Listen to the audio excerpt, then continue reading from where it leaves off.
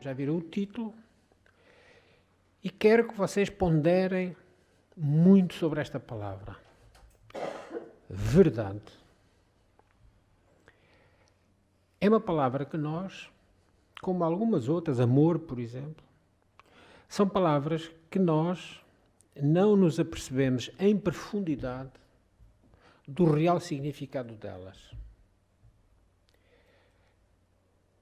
Um homem muito simples vivia numa caverna. Era uma caverna escura, terrivelmente escura, onde a claridade nunca entrava. E aquele homem, coitado, por isso, naquela escuridão, implorava o socorro de Deus.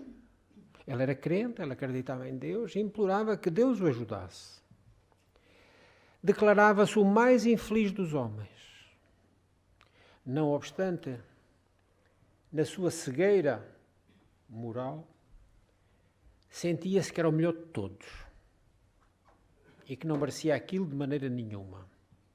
Reclamava daquele ambiente imundo onde ele se encontrava, o próprio ar pestilento que o sufocava, e pedia a Deus uma porta libertadora que o conduzisse ao convívio com o dia de sol. Afirmava ele que era robusto, que era apto, que era capaz. E então, por que motivo Deus o conservava ali, naquele isolamento doloroso, numa atmosfera tão insuportável? E as suas súplicas, como as nossas, às vezes entre a revolta e a amargura, foram percebidas por Deus, que profundamente compadecido dele, enviou-lhe a fé. Esta sublime virtude incitou-o a confiar no futuro e a persistir na oração. O infeliz consolou-se, mas por pouco tempo. Logo em seguida voltou a lamuriar-se, queria fugir, queria desistir, inclusivamente abandonar a vida. E como as suas lágrimas aumentavam, Deus novamente se condoeu dele e mandou-lhe a esperança. Esta emissária divina afagou-lhe a face e falou-lhe da imortalidade da vida, tentando secar-lhe o desesperado pranto. Rogou-lhe calma, a resignação e fortaleza. O pobre homem parece que melhorou, mas decorrido pouco tempo, voltou à lamentação. E, novamente, o Senhor da vida condoeu-se dele e determinou que até a sua presença fosse a caridade. A nova mensageira acariciou-lhe a fronte, encolou-o, alimentou-o, endereçou-lhe palavras de profundo carinho, como se fosse a sua abnegada mãe. Todavia o infeliz persistia, gritando, revoltado.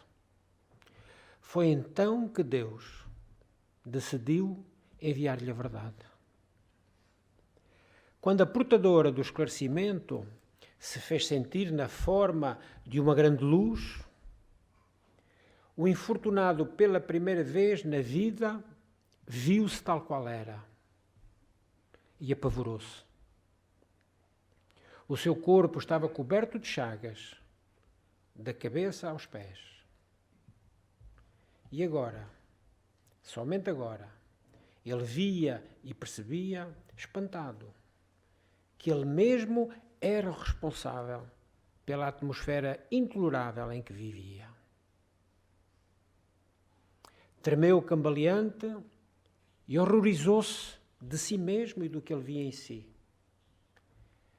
E sem coragem de encarar a sublime visitante, a verdade, que lhe abria a porta da libertação, através da luz que lhe mostrou, ele fugiu apavorado em busca de outra furna, de outra caverna, onde conseguisse esconder a própria miséria, que só então reconhecia.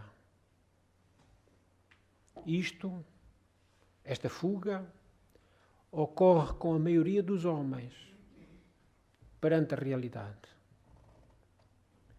Sentem-se com direito a receber todas as bênçãos do Pai Eterno e gritam desesperados, implorando a ajuda celestial. Mas, quando amparados pela fé, pela esperança ou pela caridade, consolam-se, mas impacientam-se. Creem e descreem. Ficam tímidos, irritadiços, hesitantes. Quando a verdade, porém, brilha diante deles, revelando a real condição em que se encontram, costumam fugir apressados, em busca de esconderijos nos quais possam cultivar a ilusão. Numa ocasião, Jesus disse que somente a verdade fará livre o homem.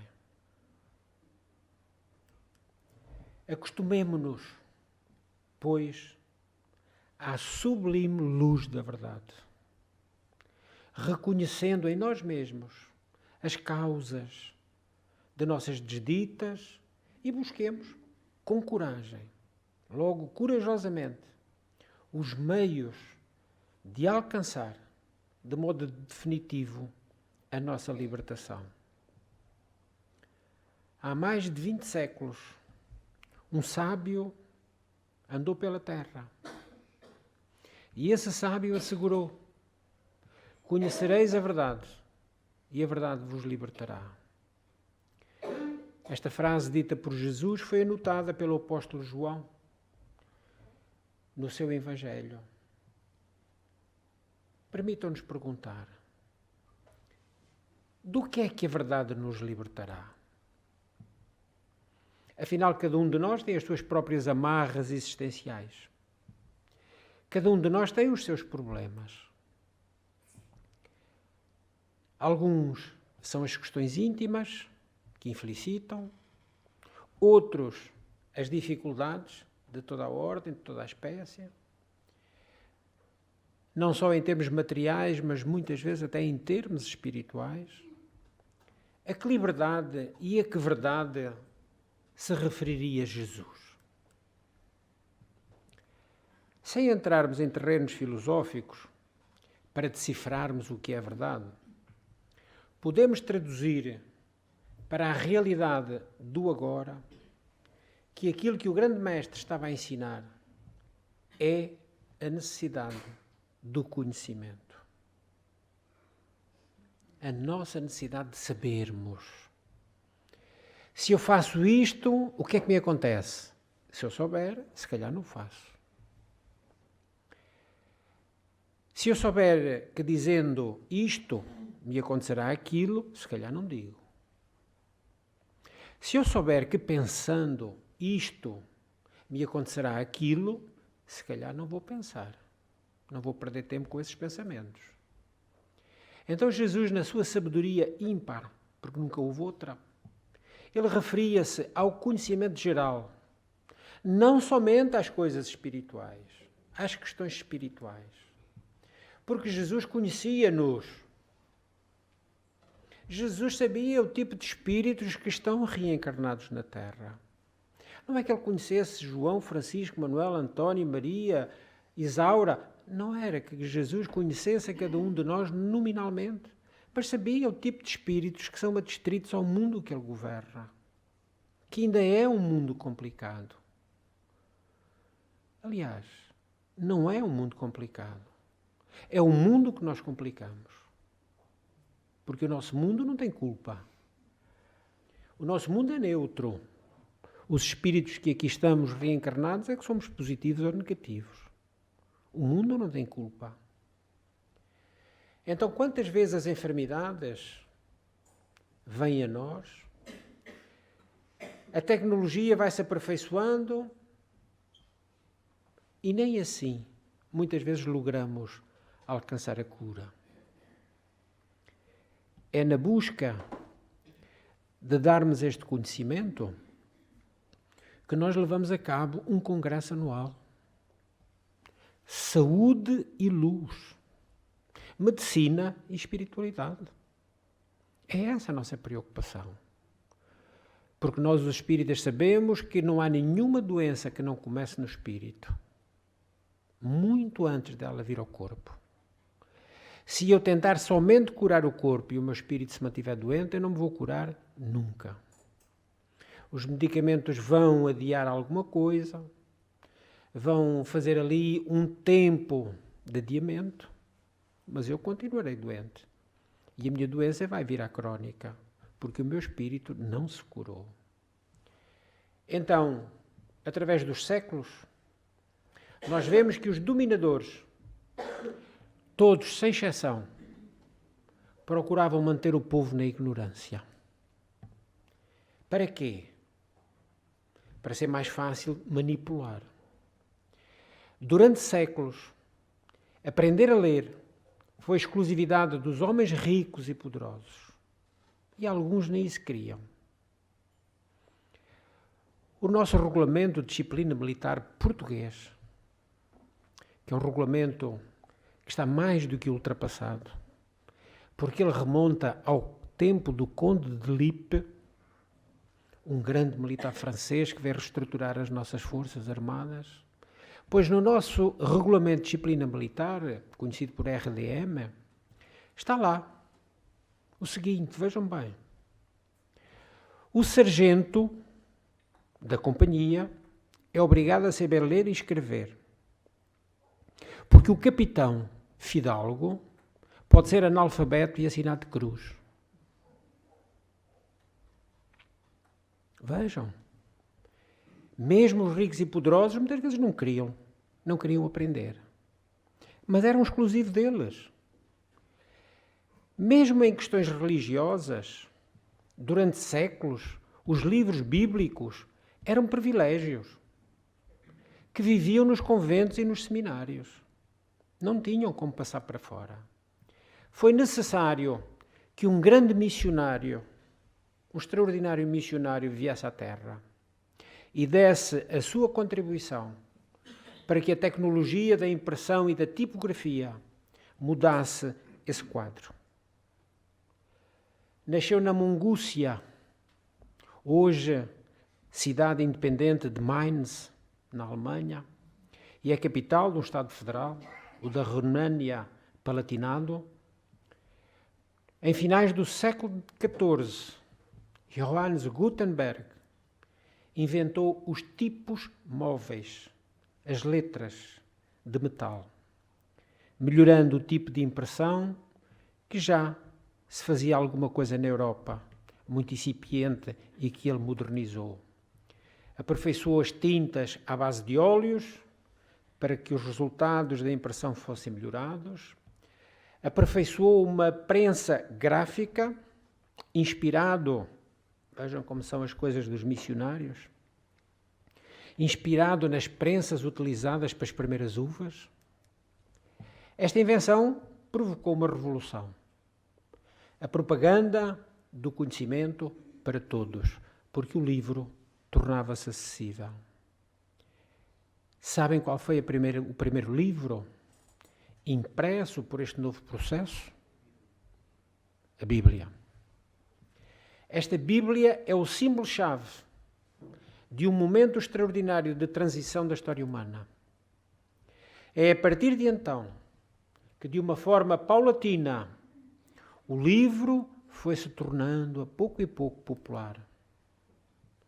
Conhecer a verdade é ler, instruir-se, informar-se, ilustrar a mente. Faz-se importante a leitura, o estudo, para aproveitarmos a oportunidade de saber. Comprem os jornais. É leitura edificante. E assim nós podemos construir mais rapidamente a nossa própria felicidade, porque começamos a saber as coisas. Começamos a conhecer a verdade. Assim a verdade é conquistada. graças aos esforços dos homens e não de uma revelação qualquer bombástica, sem proveito para quem a recebe. Não é coisa que venha do céu aos trambolhões, a verdade. Ela tem que ser, de algum jeito, conquistada por nós próprios. Além disso, logo que a verdade é descoberta, ninguém pode encarcerá-la. Ninguém pode guardar a verdade só para si. Ninguém pode. Quem experimenta o sabor da verdade não mais permanece o mesmo. Vai-se operar uma evolução, uma transformação radical. E a libertação com esse conhecimento é inevitável. Libertamo-nos das amarras da ignorância. Por vezes a nossa cegueira não nos deixa ver.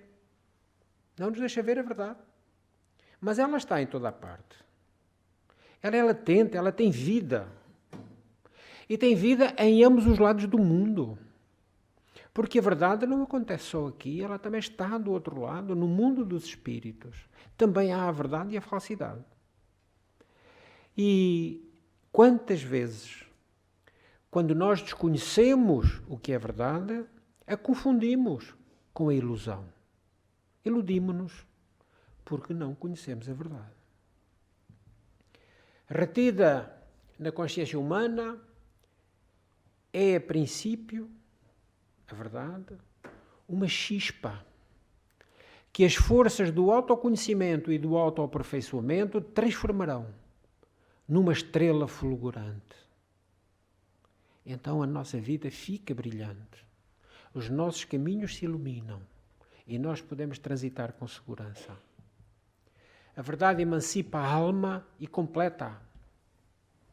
Ela é infinita, vitaliza o microcosmos, expande-se a todas as galáxias. Porque nós acreditamos na pluralidade dos mundos habitados. A verdade vibra na molécula, agiganta-se no espaço ilimitado e, graças a Deus, encontra-se ao alcance de todos. É inextinguível, existe desde todos os tempos e sobreviverá, sem nenhuma dúvida, ao fim das eras. A verdade é Deus. A verdade absoluta, só Deus a possui. E vai-a revelando ao homem na medida em que este esteja apto para conhecê-la. Por isso, os inventores, os cientistas, os pesquisadores vão descobrindo a cada século novas verdades que se acumulam e fomentam o progresso da humanidade. Quantas vezes a mentira de ontem é a verdade de hoje, em termos científicos? Quantas vezes? Então, para penetrá-la, para nós podermos entrar na própria verdade, faz-se necessário diluí-la, diluir a verdade em amor. Como os grãos de açúcar num cálice de água em movimento. Só agora podemos compreender o motivo pelo qual Jesus se calou quando Pilatos lhe perguntou: o que é verdade? Em João 18, versículo 38. Pilatos, arrogante, virou-se para Jesus e perguntou-lhe: o que é verdade? Jesus calou-se, não disse nada. Muitos filósofos, alguns teólogos, usam este silêncio de Jesus para dizer que nem ele sabia o que era a verdade. O que eles não percebem é que Jesus já tinha dito que ele mesmo era a verdade. João 14, 6.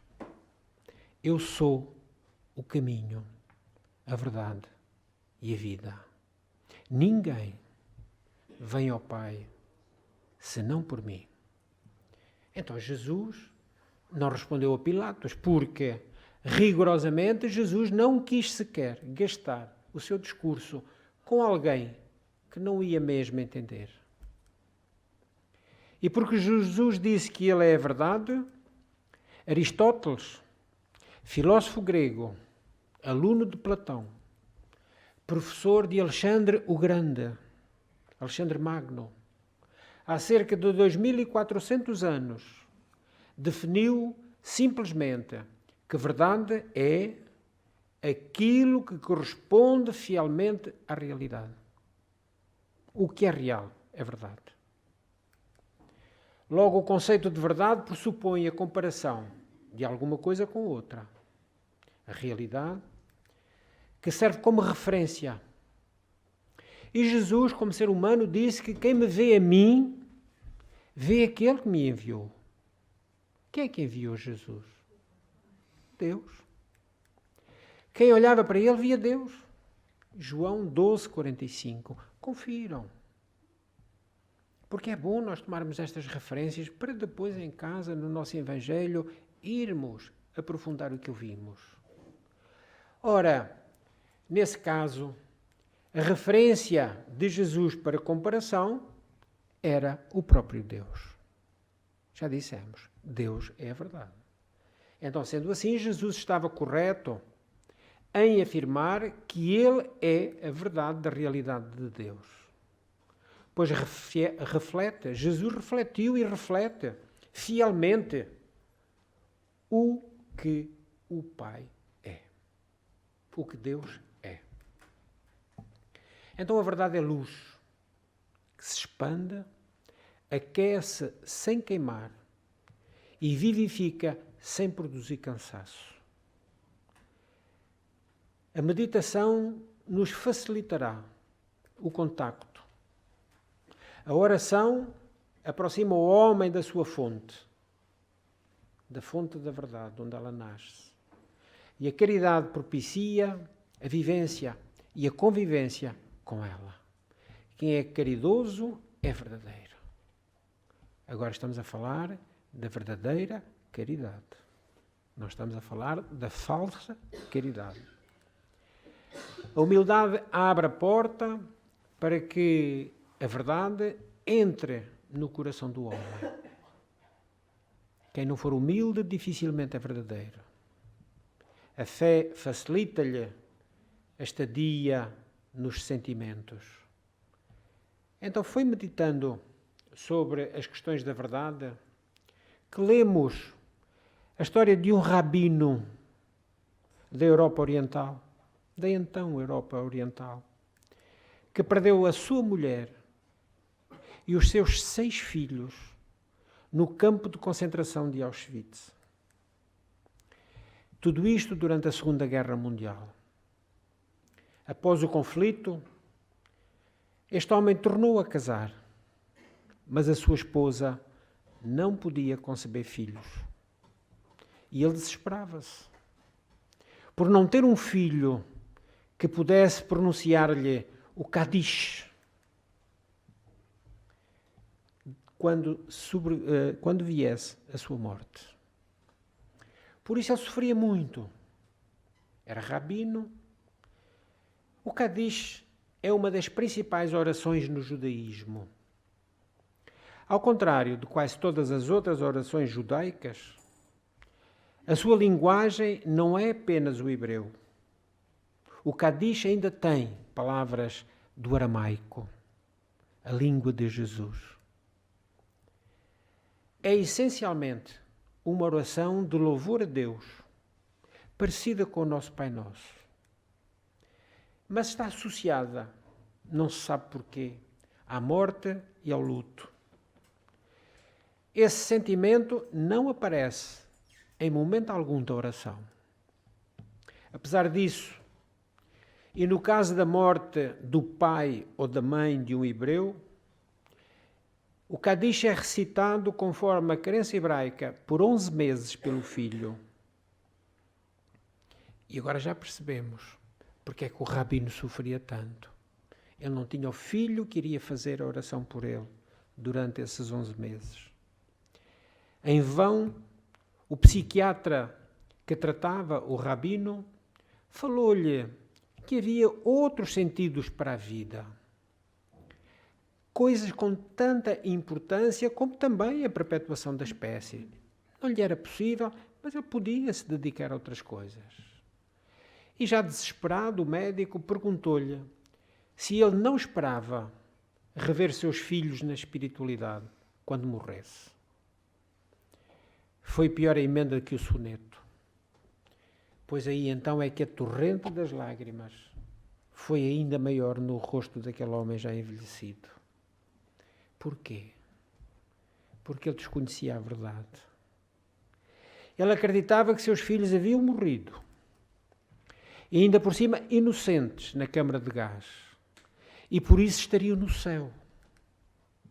E ele considerava-se indigno de compartilhar aquele lugar com eles. Por isso acreditava que nunca mais os veria. Aquele psiquiatra sensato, vienense, da mesma cidade, de Carl Jung, direcionou o diálogo para determinado raciocínio, que de algum jeito ajudou o rabino naquele seu desespero. Mas se aquele pai tivesse o conhecimento da verdade, além da sua respeitável crença, porque essa ele tinha, saberia que Deus é amor infinito e não decreta juízos definitivos aos seus filhos.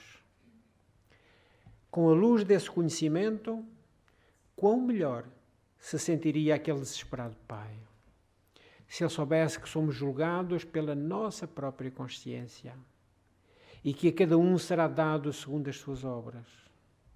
Se soubesse que, mais do que tudo, a justiça divina é de misericórdia, embora as dificuldades de caráter pessoal, quanto não lhe seria a ele consolador saber que após a morte os amores tornam a encontrar-se. Tarde ou cedo se voltam a rever. Como poderia ser diferente? Sendo as leis criadas por um pai amoroso e bom, como é que podia ser diferente? Deus é amor. Como é que as suas leis poderiam ser outras senão aquelas que são? Jesus ensinou: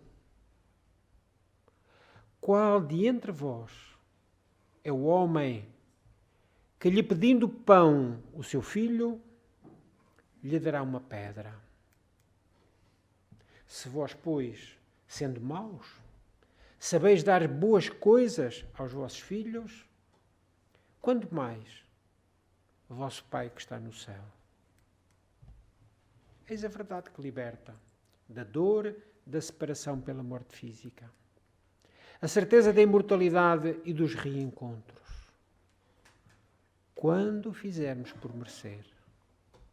O amor não acaba porque a vida física se finda, se esgota. O amor é imortal. Transcende as fronteiras da morte e une sempre os corações amados. O bom Deus que veste os lírios dos campos e alimenta as aves dos céus não poderia ser menos misericordioso para com os seus filhos.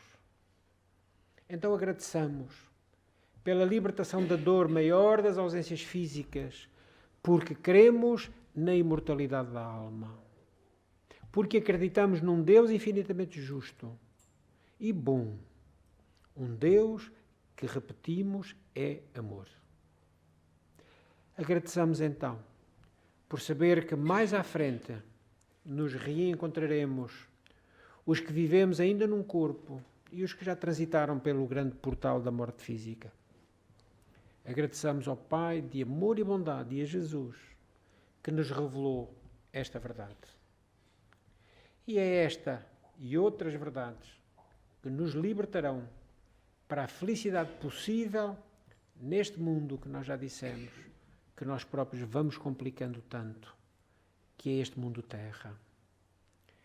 As criaturas não se querem iluminar com o conhecimento, sabendo a verdade. E é a ignorância que é uma das pechas maiores da humanidade. Ignoramos a lei principal de Deus, a lei do amor. Quando a verdade luminosa entrar em nós, dando-nos a conhecer o que é realmente essa lei divina, a lei do amor, nós forçosamente teremos que mudar nossos comportamentos, nossas ações, nossa maneira de ser. E aí a verdade nos iluminará. Pela vossa atenção, muito obrigado.